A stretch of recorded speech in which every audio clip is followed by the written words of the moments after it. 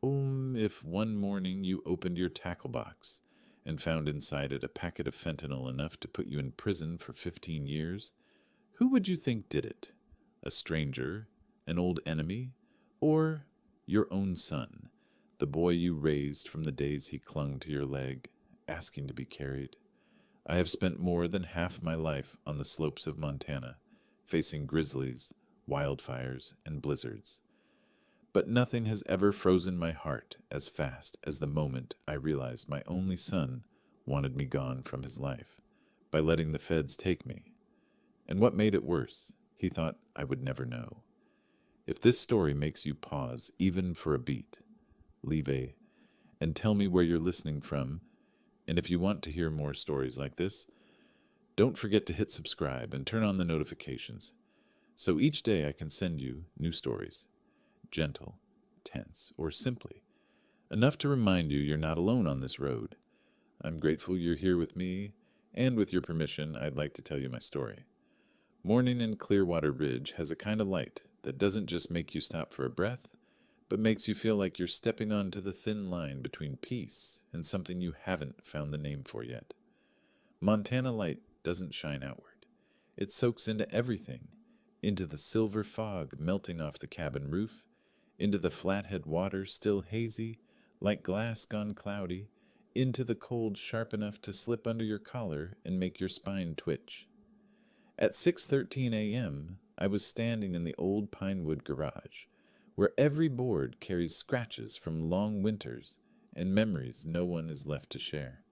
The smell of sap, damp earth clinging from last season's hunting boots. The metallic tang of hooks I've sharpened dozens of times.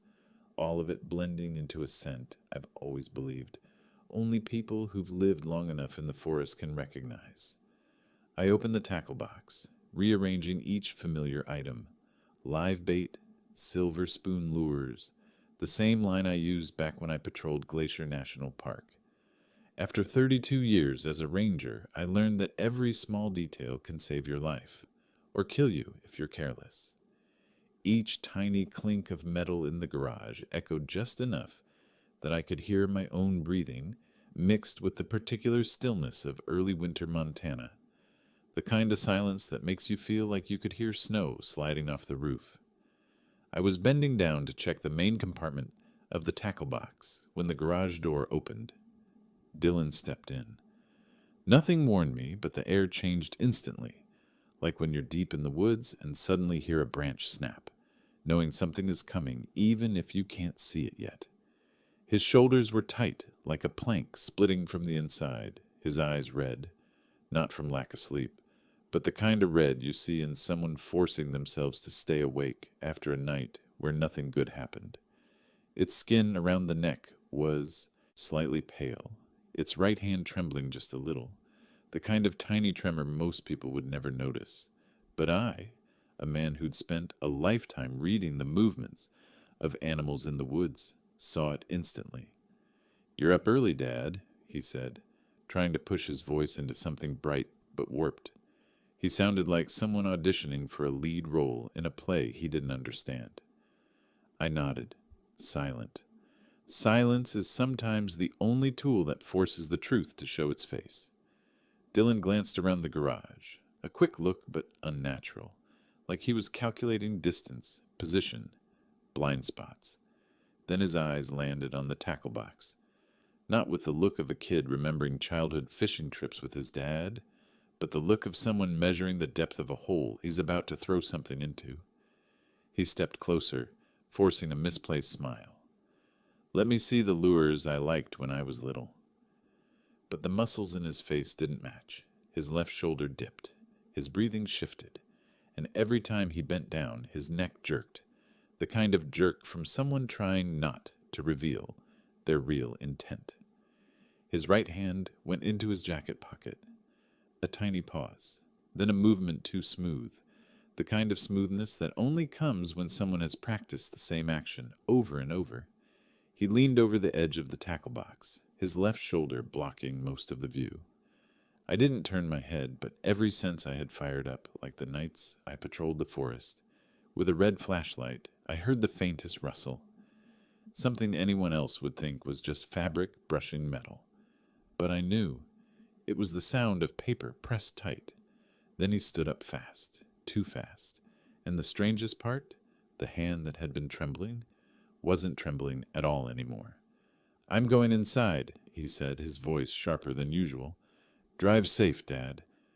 His words felt like a temporary bridge, thrown together just to get across, not caring whether it landed on solid ground or a cliff. He walked out of the garage with the speed of someone running from himself. Less than a second later, I heard his feet pounding up the stairs, a door slamming shut. The garage went quiet again, but not Montana quiet. This was the quiet of something being put where it didn't belong, the kind of quiet that tightens your chest slowly, but firmly. I lifted my gaze. The upper right corner of the garage ceiling, where my wife once installed a camera to check for bears in the yard, its tiny green light was still on. Dylan never knew that the camera still worked. It was a seed, sitting there like a piece of her memory, and now turning into potential evidence. I took a deep breath. The cold Montana morning didn't just burn my lungs. It froze the doubts in my mind into shape. I placed the tackle box on the workbench and popped the latch. The metal clicked twice, a small sound but sharp as a blade. I lifted the first tray. The early light hit the lower compartment just right. And there, among the things I trusted more than my own instincts, was a thick, tightly packed black paper wrap, tucked between my fishing lures like a strange animal trying to disguise itself. I touched it, heavy, cold, and completely foreign. Something had exploded in my world, not with sound, but with the weight of truth. And I understood perfectly.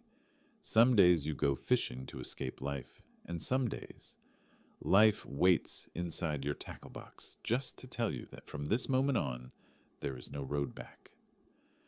The night before, when snow began to fall lightly on the cabin roof, I cooked the elk stew my wife used to make whenever winter winds rolled in. The small kitchen filled with the smell of simmered elk, onions, and black pepper, a scent that always made me feel like she was still somewhere close, just waiting for me to turn around. Dylan sat across from me at the pine table. The warm yellow light made the dark circles under his eyes sharper, his features thinner, carved down by something he refused to admit. His hand shook as he held the spoon, shaking so much the stew rippled in the bowl. His eyes were red, not from crying, but the kind of red a father recognizes instantly. Exhaustion, strain, and something guilty. He barely ate, just pushed the elk meat around like he was trying to shove something out of his mind. I didn't press him. I'd learned that sometimes silence is the only way to hear a person's truth. After a while, Dylan set the spoon down. The sound was soft, but cut through the quiet like a blade. "Dad," his voice was small, like someone standing at the edge of a cliff. "I need $60,000. I looked straight at him, no yelling, no interrogation, just said, "At least tell me, why?" A simple question, but to Dylan it was like a needle pressed into a bruise. He inhaled sharply, his eyes flaring, then suddenly hurled the bowl across the table. Porcelain shattered, stew splashing onto the wood in a dark streak like a wound opening. "You don't understand anything," he shouted, then sprang to his feet, the chair crashing behind him. I stayed seated, not because I was weak, but because I had watched too many people destroy themselves when they felt cornered, and Dylan was right at that point. He stormed up the stairs, the wooden floor shaking beneath each step. His door slammed hard enough that the picture frames on the hallway wall rattled. Then I heard it, a sound so faint anyone else would have missed it. But to me, a former ranger who could tell a deer's footsteps from a wolf's, it rang like a bell, the sound of him turning on a burner phone. Dylan's voice dropped low, panicked. "Bear! I'll get the money. I swear, man. Just give me time." My heart clenched. Bear. In Montana, that name isn't thrown around lightly. Marco, the bear. Rivas, the man both state police and the feds wanted but never touched. The silence inside the cabin thickened, like even the ground was holding its breath. Then outside the window, I heard the crunch of snow under footsteps. A woman's voice. "Dylan, are you okay?" Mrs. Adler, the neighbor 2 houses down, the one who brought apple pies every holiday. She walked by at the exact moment Dylan yelled into the phone. A kind woman, but sometimes knowing too much is its own danger. I was about to stand when Dylan's voice echoed from upstairs, freezing me in place, no longer pleading, different, darker, colder. If it doesn't work, he'll go down for it. He was me. I sat frozen at the dinner table. In front of me, the streak of elk stew seeped into the wood grain, looking exactly like the years I'd believed that if I just kept trying, my son would never lose his way. My wife used to wear a silver necklace every day, a gift I bought her on a work trip long ago. After she passed, I kept it in a small wooden box by the bed, not for its value, but because it still held her scent. 2 months ago, it vanished. Dylan said he didn't know where it went. I believed him. I was wrong. And now, as I opened the black wrap package Dylan had slipped into my tackle box that morning, everything lined up in one cold straight line.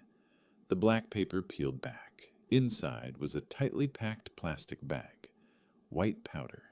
Fine. Heavier than I expected. I'd seen this dozens of times when I worked as a ranger assisting the DEA on northern border operations. Refined fentanyl, the kind that can kill with just a few grains. But here in my tackle box was enough not just to kill, but to bury my entire life. Dylan wasn't just desperate. He had chosen a path where I was the sacrifice, and he was doing it with a frightening calm I had never seen in him. I stood in the garage, the bag of fentanyl in my hand. My grip was steady as it ever was, but inside, something cracked. And I knew. The moment I saw this, my life, and Dylan's, had crossed into a chapter no apology could ever pull us back from. I held the fentanyl, its weight like the weight of a sentence my son had prepared for me, with the very hands I once taught him to fish with. I stood in the garage, still holding the fentanyl pouch, as if I were carrying an object capable of burning my whole life down with a single drop. The early Montana light spilled through the window, but strangely I no longer felt its warmth.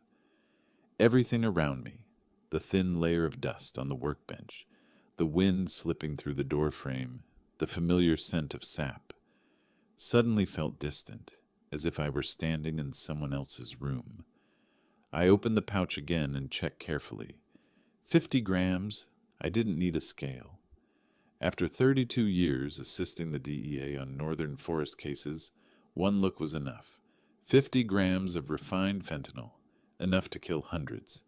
Enough that if it were found in my garage, a judge wouldn't need to hear a single extra word before signing an order to throw me in prison for the rest of my life. And enough to destroy the reputation I'd spent a lifetime building, the only thing I had left after my wife died. I looked at my hand. It wasn't young anymore, but it was the same hand I'd used to lift Dylan when he first learned to walk. The hand I used to teach him how to tie a fishing line. The hand that held my wife whenever the winters got too sharp. Yet now, that same hand was holding the proof of betrayal from my own son. I walked to the corner of the garage where the old camera still sat, its green light blinking like an eye that knew the truth. I grabbed my old laptop and opened the playback software. The screen came alive, grainy but clear enough. Dylan appeared in frame, quick steps, tense shoulders. His right hand slipped into his jacket pocket. And then that motion, the one that only seemed odd the first time. But when I watched it slowed down, I saw everything. He bent forward, angled his shoulder to block the camera, reached into the tackle box, and placed the black wrap package between the spoon lures and the sinkers. The movement was fast, clean, steady, not shaky, not hesitant, like someone who had practiced it in the mirror. When the footage ended, I wasn't angry. What made me collapse into the old wooden chair wasn't rage. It was a different kind of pain, the kind you can't make a sound through. I closed my eyes. And the first thing that came to mind wasn't Dylan. It was my wife. She's been gone for 5 years, but her voice still drifts through my memory during the hardest moments. Be patient with him. He's fragile. I opened my eyes. Her words felt like a slow blade cutting deeper with every syllable. Fragile. I'd believed that for years, that Dylan was just lost, that if I stayed patient enough, he'd find his way back. But this morning, looking at the fentanyl, watching him plant the package, I knew this wasn't fragility. This was the intention, not a sun hiding product, a sun planting evidence, a trap. And the target of the trap was me. The instinct of a ranger, the instinct that had saved me from more close calls than I could count, surged up. I wanted to call the police. I wanted to end it right there. But my mind said something else. Not yet. It's not enough. I needed the whole picture. This wasn't a simple crime. This was a plan. And if I broke it midway, I could easily become the replacement target. I locked the fentanyl pouch inside a metal box and stored it in the safe under the garage. Then I shut the laptop. No sound except my heartbeat pounding like hammer strikes. I sat still for a long time, long enough that the golden dawn turned into the dull white of late morning, long enough that I could hear the moisture inside the walls expanding with the temperature, long enough that I felt like a man standing on an old bridge, knowing it was about to collapse but unable to. Turn back, and then I heard it. A small sound drifted from the kitchen through the crack under the garage door. Dylan was talking. His voice is low, urgent, not the voice of a son having a conversation, the voice of someone bargaining for his life. I stepped closer to the door, stopping right at the frame, making no sound. At my age, walking softly isn't a habit, it's survival. And I heard every word. Tomorrow it will end. He won't see it coming. My chest tightened. He was talking about me, about the trap, about a plan that, until this morning, I had only seen a single piece of. And maybe what I found in the tackle box was just the beginning of something bigger, darker, and far more cruel. I stood there, alone in the garage, with a certainty so sharp it felt like ice running down my spine. Dylan had decided to sacrifice me to save himself, and tomorrow, everything would explode. Dylan said he was going out for an interview, his voice light, as if life were moving along normally, as if there hadn't been something in my tackle box that morning capable of destroying an entire lifetime.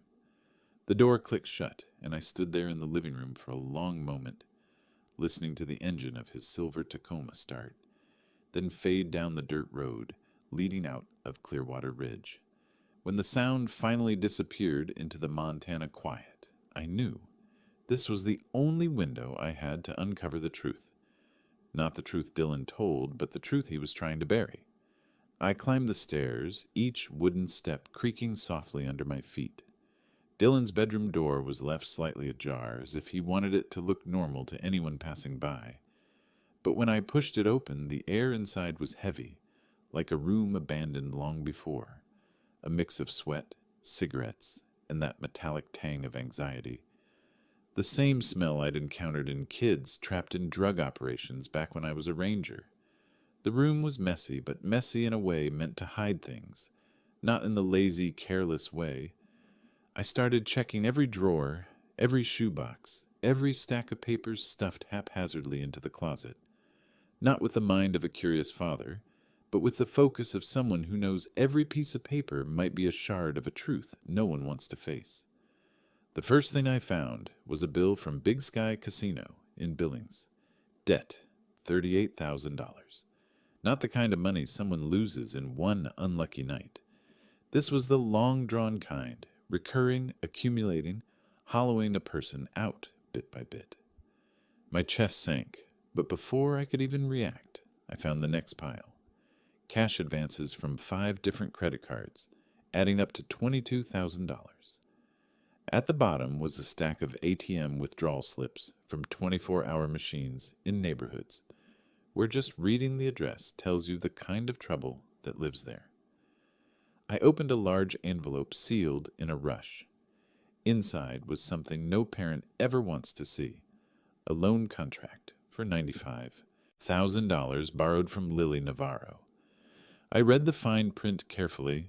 Not a bank, not a legal financial institution, an underground lender, the kind police reports call loan sharks, the kind who collect debts with violence. I kept reading until I reached the collateral section. My stomach knotted. Dylan had used my cabin, the place where my wife took her last breath, the place where every memory of our life together still lived, as collateral. But what made me step back wasn't that the cabin had been risked.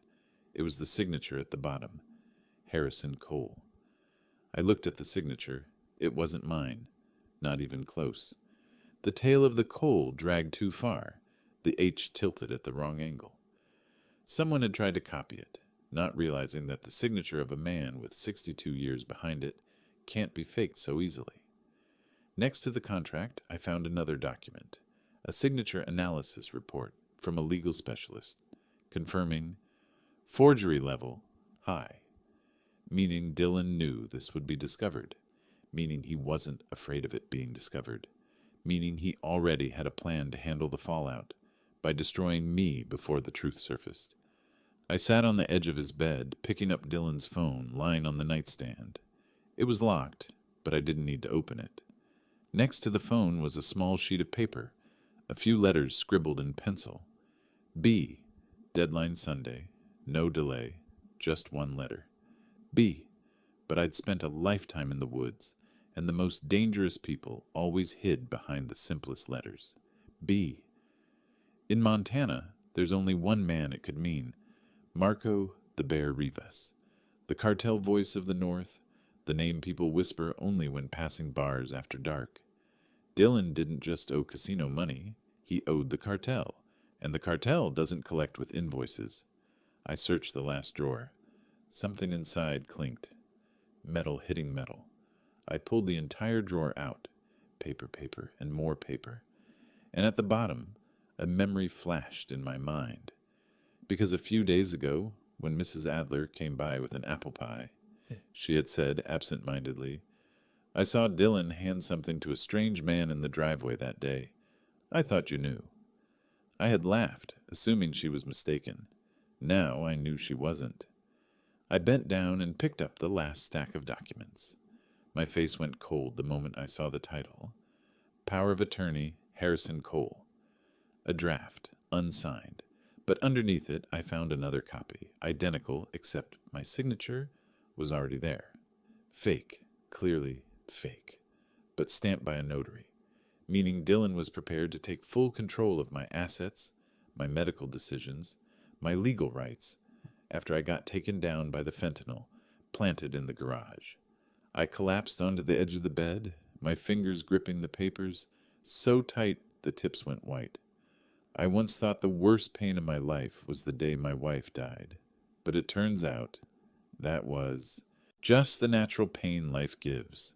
The pain caused by your own child doesn't kill with a single blow. It kills layer by layer, betrayal by betrayal. And I understood. This wasn't a coincidence anymore. Not a mistake. This was a plan. A complete plan. A plan that a man who'd survived wildfires, blizzards, and night chases through the forest, had almost missed if I hadn't opened the tackle box this morning. I stared at the forged POA in my hand. It shook, not because I was old, but because I knew. From this moment on, Dylan didn't just want to escape debt. He had prepared to erase me from the world, legally and physically, the way someone erases a wrong line from a page. I looked at that forged signature and realized Dylan wasn't just clearing a path. He was already several steps ahead. And if I didn't strike back in time, tomorrow I wouldn't have the right to decide anything about my own life. Dylan said he was going out for an interview, his voice weightless, as if life were unfolding normally, as if there hadn't been something in my tackle box this morning capable of destroying an entire lifetime. The door clicked shut, and I stood in the living room for a long moment, listening to the engine of his silver Tacoma start, then fade along the dirt road that led out of Clearwater Ridge. When the sound finally disappeared into the Montana emptiness, I knew this was the only time I had to find the truth. Not the truth Dylan told, but the truth he was trying to hide. I climbed the stairs, each wooden step creaking softly. His bedroom door sat slightly ajar, as if he wanted it to look normal to anyone passing by. But when I pushed it open, the air was heavy, like a room long abandoned, a mix of sweat, cigarettes, and the metallic tang of fear. A smell I'd known well from kids trapped in drug rings when I was a ranger. The room was messy, but messy in a way meant to hide things, not laziness. I went through every drawer, every shoebox, every folder stuffed deep into the closet. Not like a curious father, but like someone who knew that every slip of paper could be a piece of a truth no one wants to see. The first thing I found was a bill from Big Sky Casino in Billings. Debt, $38,000. Not the kind of money lost in one bad night. The kind that builds, repeats, and eats a person alive. Before I could even react, I found the next stack. Cash advances from 5 credit cards, totaling $22,000, and below that, ATM slips from 24-hour machines in neighborhoods where danger breathes in the air. I opened a large envelope sealed in a rush. Inside was what no parent should ever see. A loan contract for $95,000 from Lily Navarro. Not a bank, not a legal lender. An underground shark, the kind who collects with violence. I read until I reached the collateral line. My chest locked. Dylan had used my cabin, the place my wife took her last breath, the place holding every memory we built, as collateral. But what made me step back wasn't the risk. It was the signature, Harrison Cole. My signature, forged, obvious, but stamped by a notary, meaning Dylan was ready to take every asset, every medical and legal decision from me after the fentanyl in the garage put me away. I collapsed onto the edge of his bed, gripping the papers so hard my fingertips went white.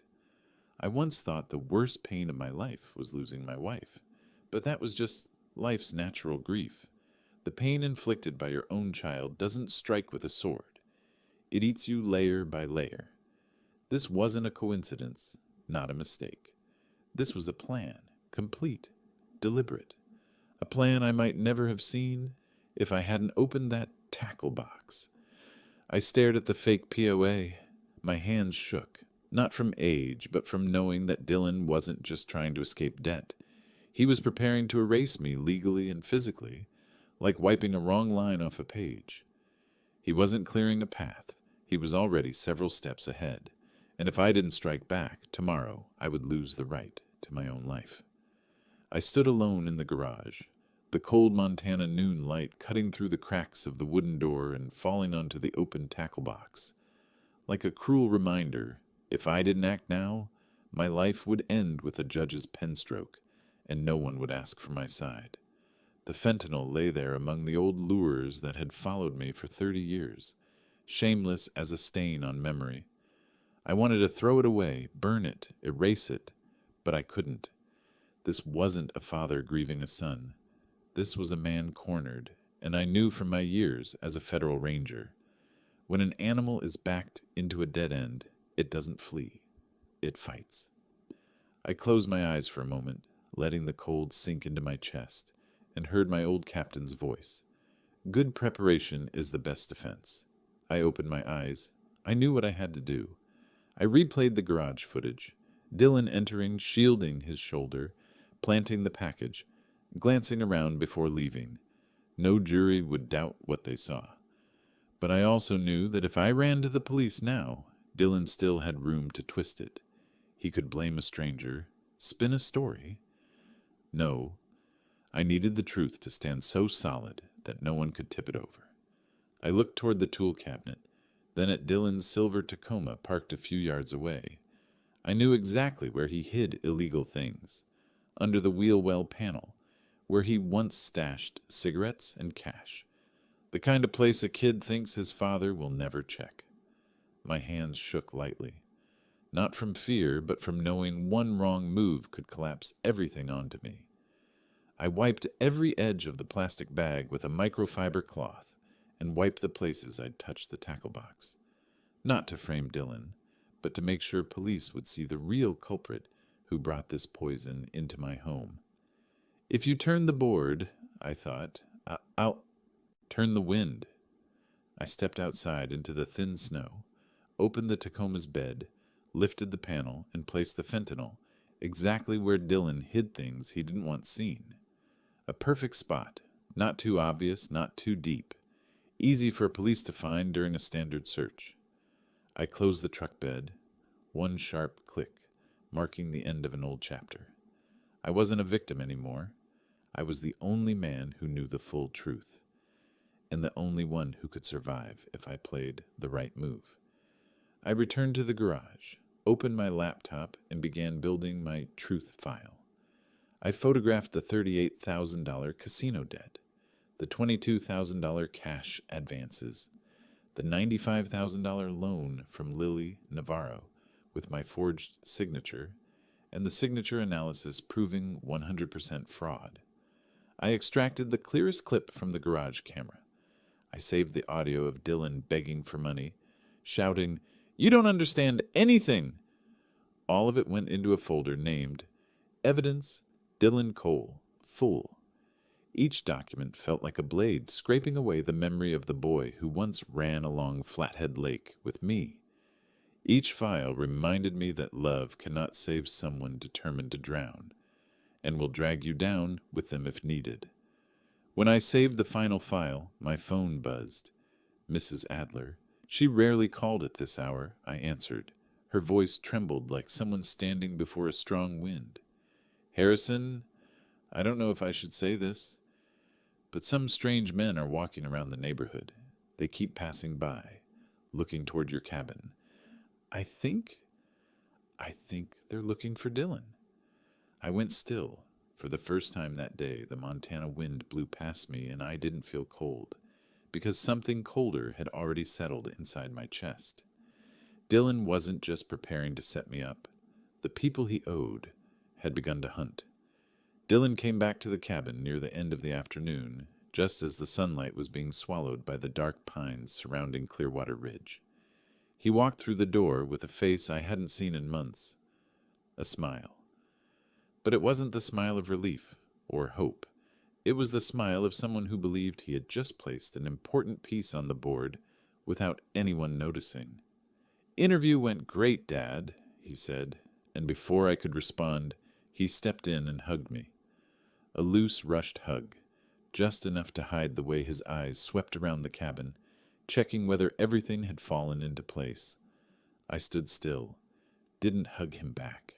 If his actions that morning had left even 1% of me hoping he was cornered, the look in his eyes now erased that last percent. "Don't worry any more," he said as he headed upstairs. "Everything will be fine." The old wooden stairs creaked beneath his feet. A familiar sound, yet now it felt like a countdown. I sat on the living room chair, watching the fire flicker in the stove.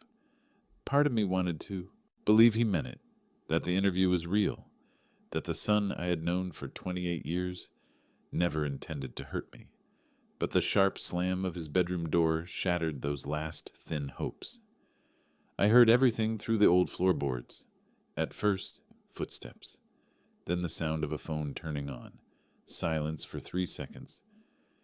Before Dylan's voice cut through. Low, but sharp as a blade. "Yes, I need to report something." I sat upright, every nerve pulled tight like a bowstring. "My father hides fentanyl. He's unstable." I felt each word land on my chest like a stone. "Search his fishing gear. You'll find it. The tackle box, in the garage." I closed my eyes. Every sentence came out exact, as if he were reading a script he'd memorized for weeks. And I understood. He hadn't shaken this morning because he was afraid, but because he was excited. When the 911 call ended, I heard him dial again. His voice shifted completely. Not shaky, not anxious, but the tone of someone negotiating with a darkness he believed he was clever enough to outrun. "Bear, It's done. They'll arrest him before morning. A pause, then his laugh, light, short, but enough to freeze my spine. Once he's gone, you'll get your money. I remembered Marco the Bear Rivas's rule. Debts never reach their due date. People either pay or disappear. Then Dylan made a third call. This time, his voice slid into something smooth and serpentine. Lily, just wait. Once he's arrested, the house is mine. You'll get everything he owes. The house is mine. Those 6 words struck directly where my heart used to be. My wife died in this cabin. I kept it not as property, but as the last place that still held her warmth. And Dylan, the son we raised together, was selling it off for cash. I sat motionless, gripping the armrest until my knuckles turned white. Not from anger.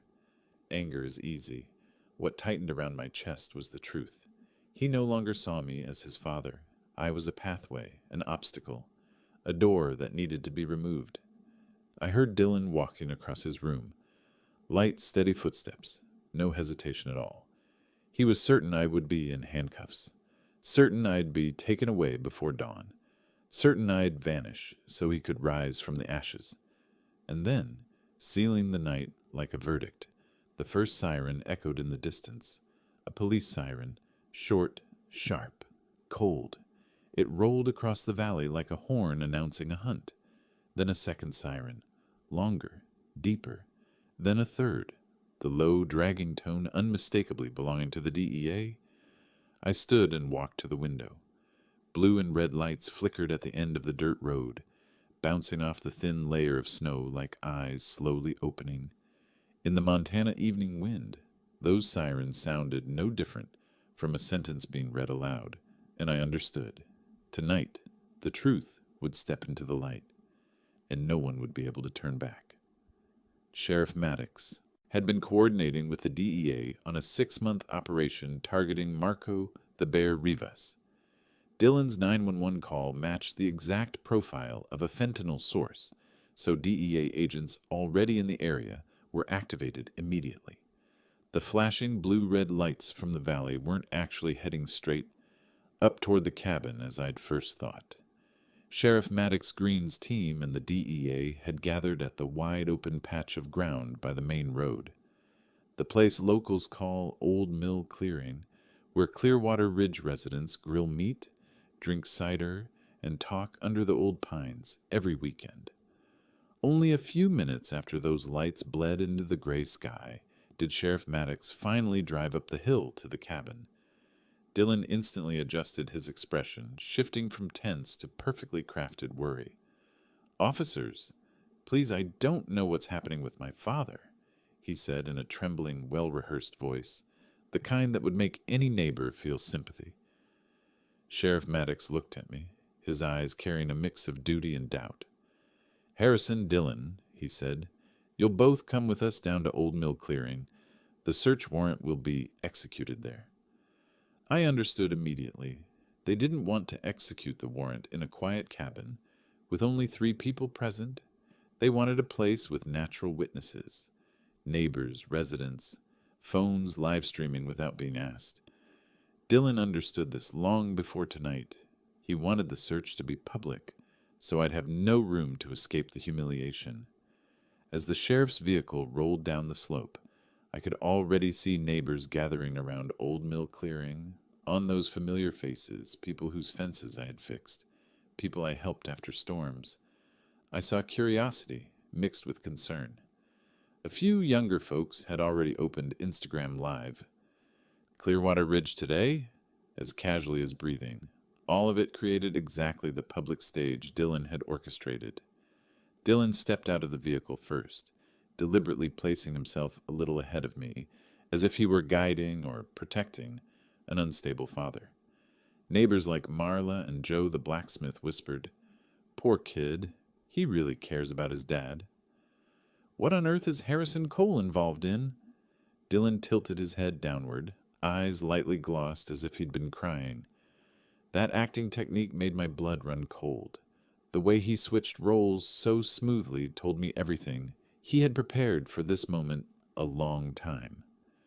When the sheriff brought us to the center of the clearing, where people instinctively formed a circle, he stepped onto a low stone near an extinguished fire pit. The flashing lights behind him reflected off his badge, giving every word he was about to say extra weight. I looked around, roughly 50 neighbors, adults and children, some with phones raised, eyes filled with curiosity, worry, disbelief. A few stood closer, their winter breaths turning into pale smoke that made the clearing feel like a cold stage. Sheriff Maddox inhaled, lifted the portable loudspeaker, and spoke in a deep, steady voice. "Attention, Clearwater Ridge.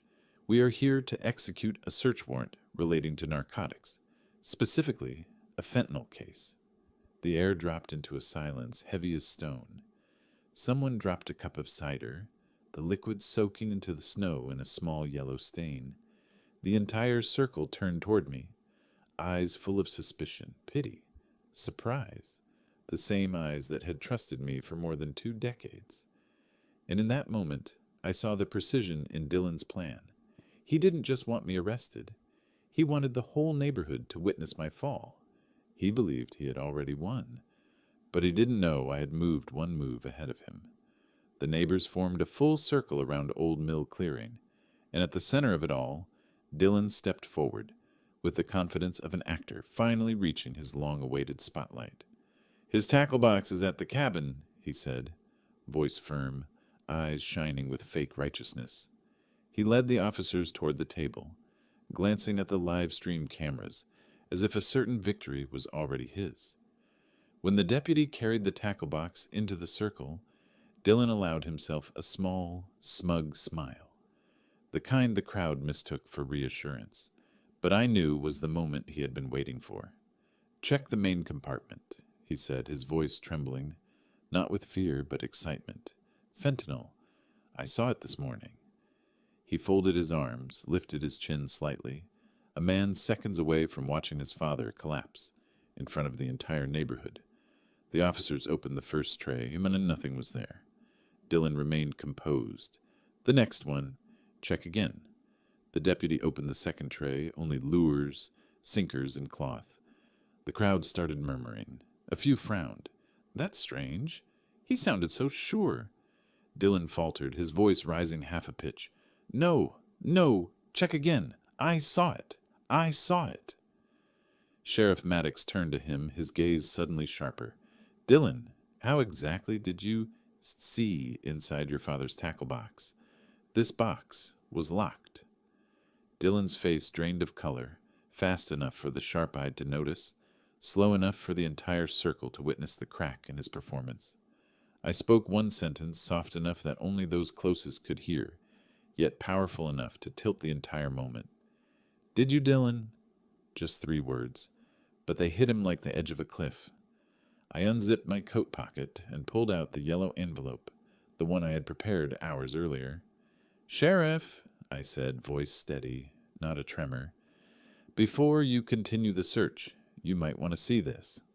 The sheriff accepted the USB. A deputy plugged it into the portable display the DEA team carried, a screen large enough for every neighbor to see. When the footage appeared, the pinewood garage, the dim yellow bulb, the frost clinging to the old lens, the clearing fell instantly silent.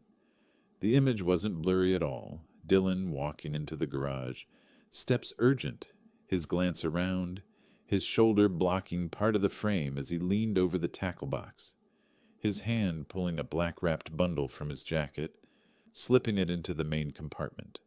Fast, precise, smooth, the motion of someone who had done it before. An audible wave rippled through the crowd. A man in the front row clapped a hand over his mouth. Marla stepped back half a pace. Phones that had been live-streaming now pointed directly at Dylan, like unblinking eyes. He turned pale, the blood draining from his cheeks. His mouth opened, closed, opened again. No sound. His hand shook visibly under the flashing lights. Sheriff Maddox looked at him, a stare heavy as Montana granite.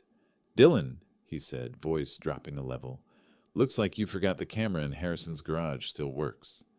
Dylan swallowed hard, stepping back, then back again, He tried to speak, but managed only 2 broken syllables. The sheriff didn't give him time to recover. He signaled to the deputy, "We need to search your vehicle now?" The clearing exploded with a new burst of whispers. Dylan froze. I saw it. The exact moment he realized the board had flipped. And for the first time since this whole nightmare began, he understood he was about to lose.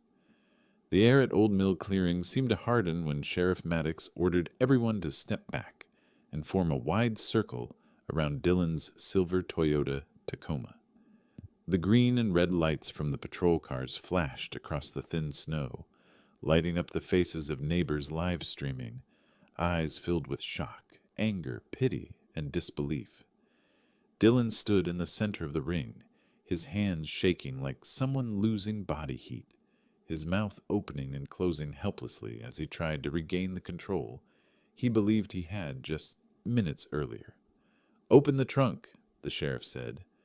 The deputy pulled the handle, and the trunk popped open with a cold snap. The entire clearing leaned forward, and the moment the flashlight swept inside, there it was, a black-wrapped bundle, the exact type, color, and wrapping, lying right where I knew Dylan hid things whenever he did something wrong. The deputy lifted the bundle with nitrile gloves, peeled back the wrapping, and revealed a Ziploc full of that familiar white powder I had seen throughout my ranger career. Fentanyl. "Oh my God," Marla gasped. A teenager filming pointed his camera right at Dylan's face. "Bro, this is bad," Dylan exploded, screaming like an animal cornered. "He moved it. My father moved it. He set me up. That's not mine." But his voice was swallowed by the clearing as the sheriff raised a hand, signaling the second deputy to turn on the portable speaker the DEA brought. "Dylan," the sheriff said, "we're going to play your 911 call."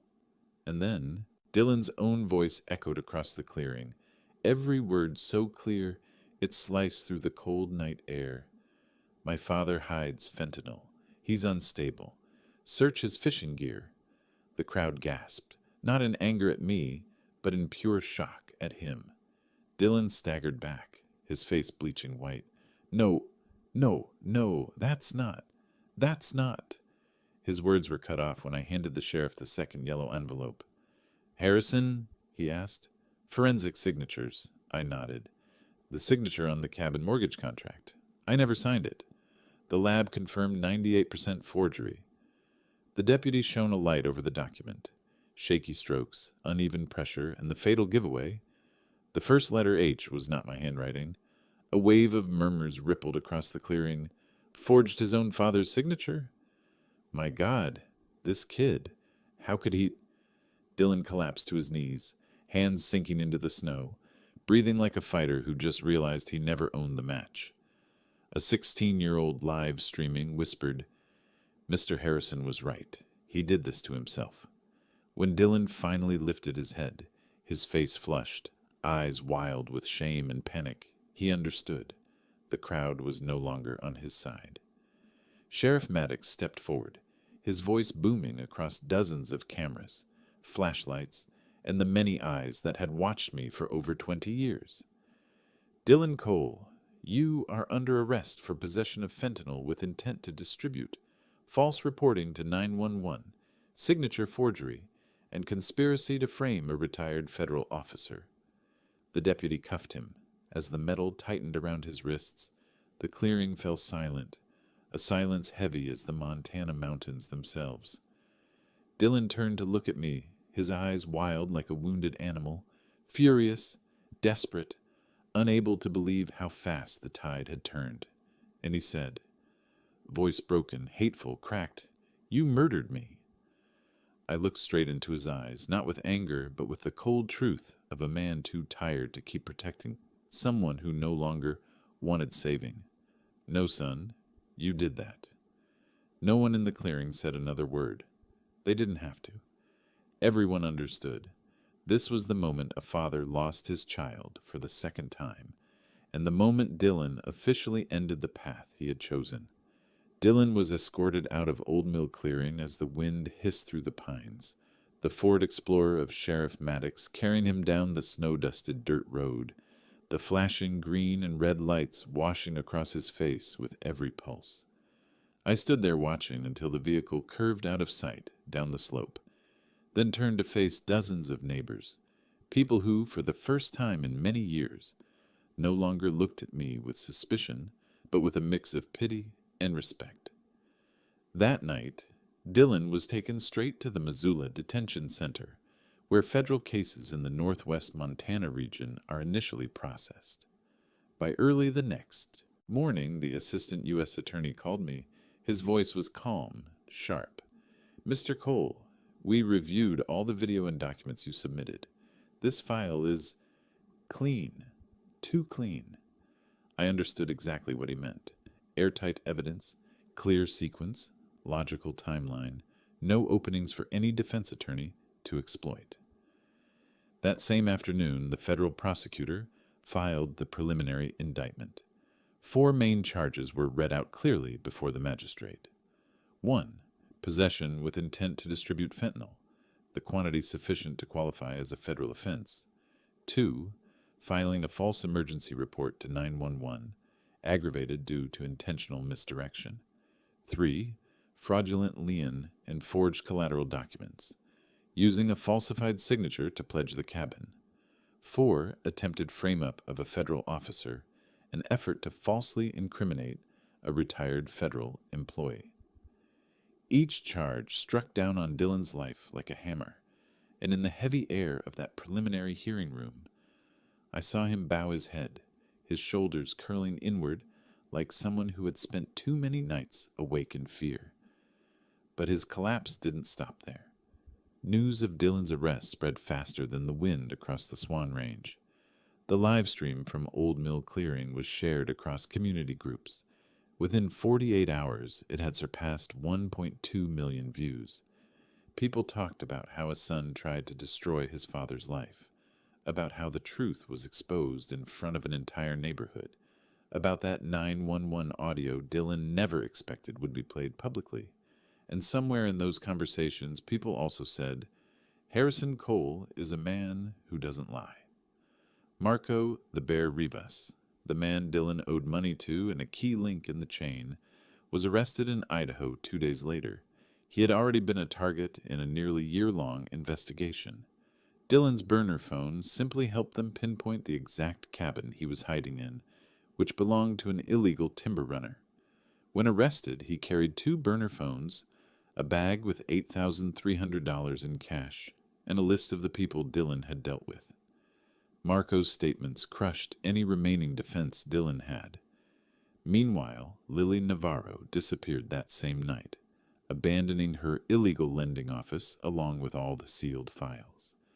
Financial crimes officers and the FBI raided the site, removing dozens of boxes of documents, proving her loan sharking operation had been running for 8 years.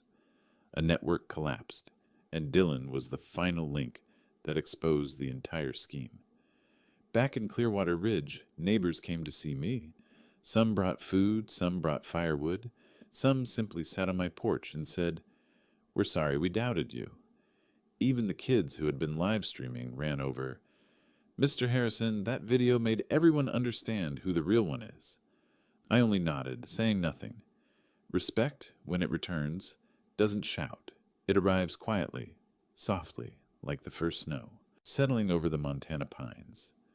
3 weeks later, my attorney, Meredith Shaw, drove her Jeep Wrangler up to the cabin. She stepped out with a thick stack of documents, the cold wind stripping away the scent of new paper.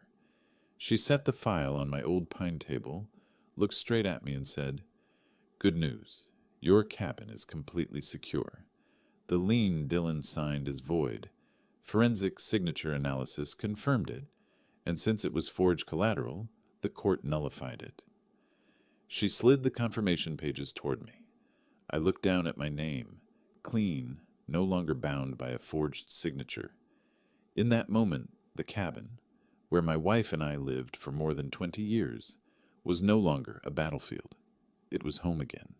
But deep down, I knew, even if the cabin was mine, the family had long ceased to be whole, And Dylan was now facing the ruin he built with his own hands. A full month after the final hearing, the cabin on the slope of Clearwater Ridge became so quiet I could hear the resin in the pine wood crack under the morning cold. But that quiet was no longer a refuge. It felt like a room that had completed its duty, and I knew I couldn't keep living inside walls that had witnessed too much pain. One early winter afternoon, with pale gold light slipping through the tall window, I sat at the old pine table and put my final decision onto paper. I would sell the cabin, not because I wanted to flee the memories, but because I needed a place unbound by old fault lines.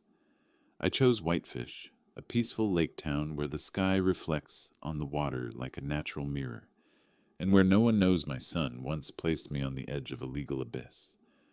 Packing up wasn't as heavy as I expected. I kept only 3 things that belonged to my wife: the photo album she filled over 30 years, trips, meals, small moments that had become priceless, the moss green wool scarf she knitted for me during our first Montana winter, and the small wooden box she made in a craft class, the one she said was, "For you to keep what needs keeping, and let go of what should be let go." Everything else I boxed up for charity or gave to neighbors. When I tucked the photo album into the bed of my pickup, I found an envelope that had been slipped under the door days earlier. The messy handwriting was Dylan's. "Dad, I'm sorry. I held it for a long time. Then I placed it inside my wife's wooden box, still unopened. Forgiveness isn't forgetting. Sometimes forgiveness needs time, the way snow on a mountain peak melts, slow but certain." One morning, Sheriff Maddox drove his old earth-brown truck up to the cabin. He stepped out, sat on the wooden steps of the porch, and handed me a cup of hazelnut-scented coffee. He looked around the empty cabin and spoke in the steady voice of someone who understands battles others never see. "Harrison, you saved yourself most lawfully. Not many men can do that." I only gave a faint smile, tired but true. In that moment, I realized what kept me alive wasn't striking back at Dylan. It was refusing to let hatred define whatever life I still had ahead. I moved to Whitefish on a morning when thick mist sat over the lake, the scent of cold water mixing with damp wood in a way that felt half wild, half familiar. The new house was smaller than the cabin, but the sunlight pouring through the large windows made it seem twice the size. I hung my wife's scarf on the hook, placed her wooden box on the windowsill, opened the windows to let in the smell of pine and lake air, and for the first time since everything began, I felt as light as the mist. Mornings in Whitefish had no police sirens, no echoes of arguments from a bedroom, no sense that something was about to explode, only the sound of water brushing the dock, wild ducks calling to one another, and the sound of my own heart, slower, gentler, the heart of someone who survived a storm. That night, just as I was about to turn off the lights, a knock sounded at the door. A postal worker stood on the porch holding an envelope, stamped from the Missoula Detention Center. "Someone sent this for you," he said. I signed for it. When the door closed, the room sank into the cold of a Montana night. On the envelope were hurried words, ink smudged at the bottom corner. "Dad, please read this before it's too late." I stood still, the envelope heavy in my hand, not because of the paper, but because of whatever was inside. And I knew I couldn't put it off forever, but not yet, not tonight. I left Whitefish before the sky had a chance to lighten, steering my pickup along the winding roads leading into Glacier National Park. Montana at dawn always carries a beauty that is both sharp and gentle.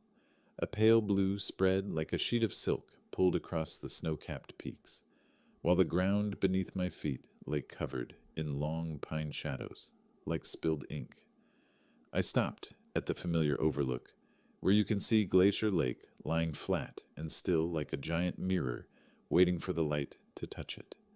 The air carried the scent of melting ice and fresh pine, the kind of scent that wakes you all the way down into your lungs. I sat on the big rock, opened my wife's wooden box and took out Dylan's letter. The first lines were shaky, uneven, but real. He wrote about sleepless nights at the Missoula Detention Center, about fear, about the feeling of watching his life collapse like rockfall from a cliff. He wrote about his mother, about what he had done wrong, about the things he tried to blame on me, even though he knew he was the one who caused them. He didn't ask for forgiveness. He didn't blame anyone anymore. He only wrote, "I thought I was strong, but I was only weak in the worst way. Dad, thank you for stopping me from destroying even more." At the end, he wrote the sentence that cut the deepest. "Dad, the court gave me 11 years. I'll get out when you're almost 80. I don't know what will be left by then, but I hope there will still be a chance to talk like real people." I folded the letter. In the vast mountains, his words sounded like the voice of someone with nothing left to hold on to except the truth. And maybe, for the first time in many years, Dylan had told the truth. But the truth is not always a ticket home. I stood, burned the letter with my wife's old lighter. The flame was small but fierce, like the emotion pressed tight inside me these past months.